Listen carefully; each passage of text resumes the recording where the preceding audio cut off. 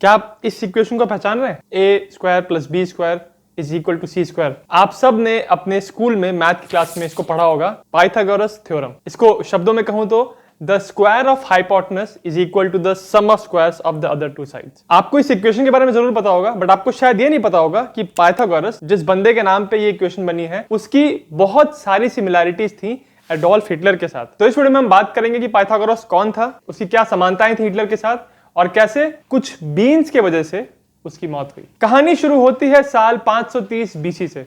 उस जमाने में आपको ये व्यक्ति मिलेगा जिसका नाम था पाइथागोरस, और उसको आप पूछेंगे अगर कि तुम्हारा प्रोफेशन क्या है, तुम क्या काम करते हो, तो वो मैथमेटिशियन तो बिल्कुल नहीं कहेगा। उसके नाम पे आज पाइथागोरस थ्योरम फेमस है, बट पाइथागोरस का मैथ के फील्ड में बहुत ही कम कंट्रीब्यूशन है।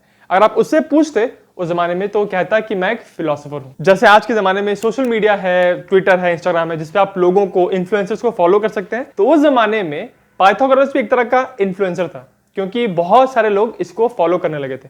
और जो सारे लोग इसके फैंस थे या फॉलोअर्स थे, उनको कहा जाता था पाइथागोरियंस। इस ग्रुप में शामिल होने के लिए बहुत ही अजीबोगरीब रिक्वायरमेंट्स थी।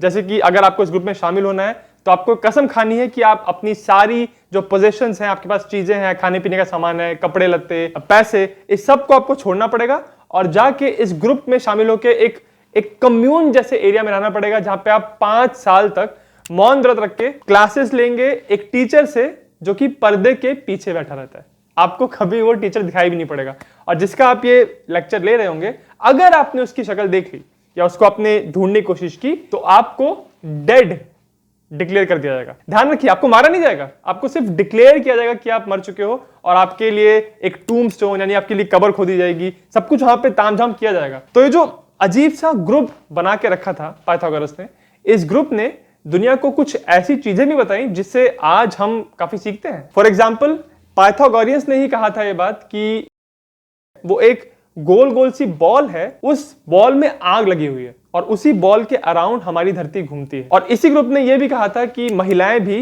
पुरुषों की तरह इंटेलिजेंट होती हैं, समझदार होती हैं, और उनको भी पढ़ाई करने का उतना ही मौका मिलना चाहिए।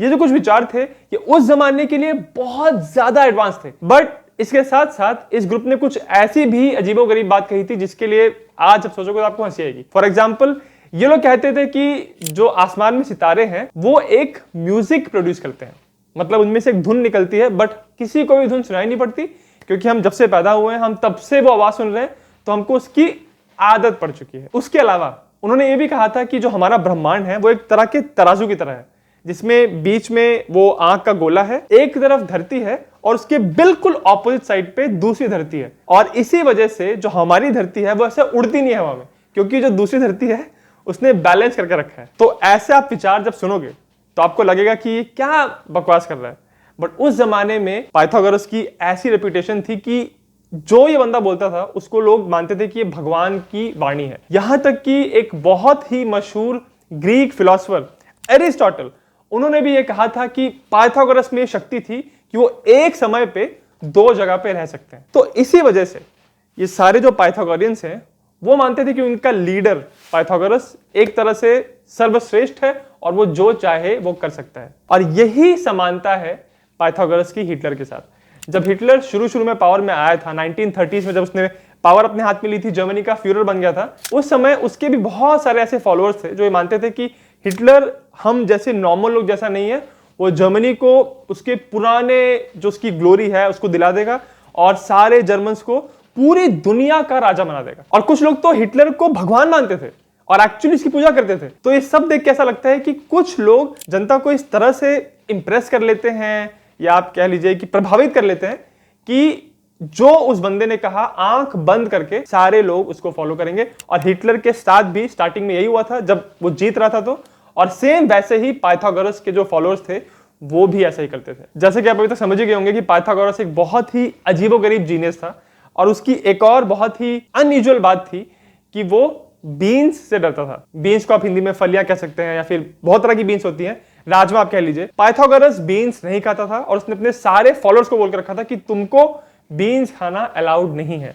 वो बीन्स से डरता था। तो पाइथागोरस मानता था कि बीन्स अगर आप खा रहे हो तो आप एक तरह से इंसानों को खा रहे हो। तो इस वजह से पाइथागोरस बहुत ही नफरत करता था बीन्स से। बट एक बार ऐसा हुआ कि पाइथागोरस की लड़ाई हो गई एक लोकल पॉलिटिशियन से, एक नोबलमैन से, और अब उस नोबलमैन को ये एक बहाना मिल गया कि कैसे ये पाइथागोरस ने इतना अपना इन्फ्लुएंस बना के रखा है, इतना उसको लोग फॉलो करते हैं और इन्होंने एक अलग समुदाय बना के रखा है, अब मैं इसके ऊपर अटैक करूंगा। तो भाई जितनी लोकल जनता थी उन्होंने हमला कर दिया पाइथागोरस के इस कम्यून पे, इस समुदाय पे, और वहां पे जितने घर थे वो घर जला दिए, बहुत लोगों को मार दिया और जो लोग बचे वो भागने लगे। अब उनमें ही पाइथागोरस भी था, वो भी भाग रहा था और ये सारे जो कुछ गुस्से हुए जो पब्लिक है वो भी इसके पीछे भाग रही थी और भागते भागते भागते आगे जाके अचानक से पाइथागोरस रुक गया। क्यों? क्योंकि उसने अपने सामने एक बड़ा लहलहाता खेत देख लिया बीन्स का। अब पाइथागोरस पड़ गया सोच में। आगे उसके बीन्स है जिनसे वो डरता है, जिससे वो नफरत करता है, और पीछे उसकी पब्लिक है। और ऐसा कहा जाता है ना कि अगर आपने कोई फैसला लेने के लिए बहुत देर लगा दी तो आपका फैसला लोग या दुनिया आपके लिए ले लेती है। और वही यहां पे भी हुआ। पाइथागोरस के पीछे जो लोग भाग रहे थे उन्होंने पाइथागोरस को पकड़ा और उसको मार दिया। अगर पाइथागोरस को बीन से इतनी कड़ी नफरत नहीं होती तो शायद उसकी जान वहां बच जाती। पूरे मानव के इतिहास में ऐसे बहुत सारे scientist, philosopher, emperors, military generals हुए हैं जिनकी कुछ अजीबोगरीब बातें थी जिन्होंने उनको बहुत नुकसान करवाया। फॉर एग्जाम्पल, नेपोलियन की एक बार लड़ाई हो गई थी कुछ खरगोशों के साथ और खरगोशों ने नेपोलियन को हरा दिया था।